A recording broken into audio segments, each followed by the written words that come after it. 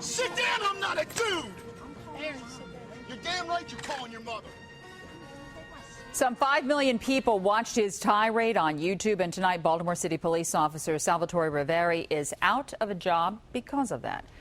It is our big story tonight at 6. The officer now appealing his firing, and he is getting some backup. The Fraternal Order of Police is demanding tonight that Officer Riveri get his job back. He was fired yesterday, 3 years after that encounter down at the Inner Harbor. 11 News reporter Lowell Melzer has details. The FOP tells 11 News that it is simply shocked by Police Commissioner Fred Bielfeld's decision to fire 19-year veteran Officer Sal Rivieri, who, by the way, was just 1 year away from receiving his full pension. The FOP feeling that the penalty here was far too harsh for what he was actually convicted of doing by a police board. For the commissioner to do this, I think is outrageous. I think it does a great disservice, not only to the men and women of this police department, but across the state of Maryland and police chiefs in general. Former MTA Chief Gary McElhenney reacts with the rest of the FOP after Police Commissioner Fred Bielfeld terminated 19-year veteran Officer Sal Rivieri.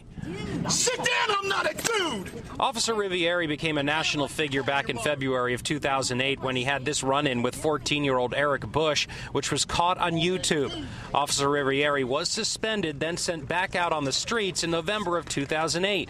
This month, a Baltimore police trial board dismissed the most serious charges in the case, but did find Rivieri guilty of not filing a police report and sentenced him to a 6-day suspension without pay.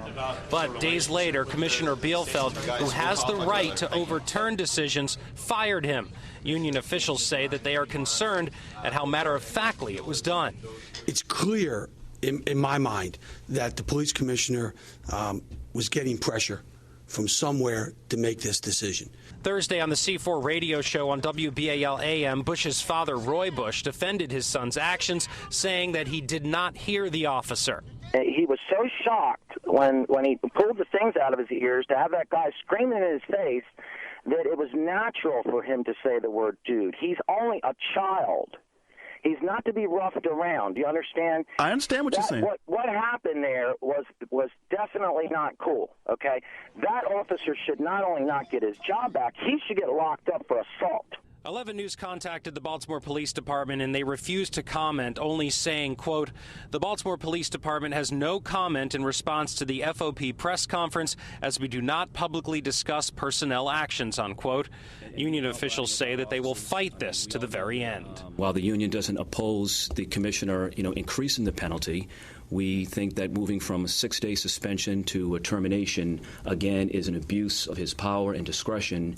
The FOP says that it will appeal this case all the way, taking it to Baltimore Circuit Court.